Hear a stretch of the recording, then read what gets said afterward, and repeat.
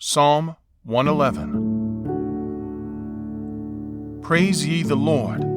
I will praise the Lord with my whole heart, in the assembly of the upright, and in the congregation. The works of the Lord are great, sought out of all them that have pleasure therein. His work is honourable and glorious, and his righteousness endureth forever. He hath made his wonderful works to be remembered. The Lord is gracious and full of compassion. He hath given meat unto them that fear him. He will ever be mindful of his covenant.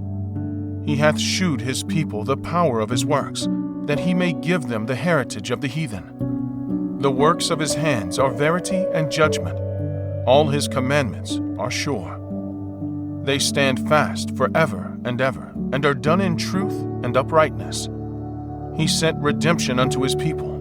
He hath commanded his covenant forever. Holy and reverend is his name. The fear of the Lord is the beginning of wisdom. A good understanding have all they that do his commandments. His praise endureth forever.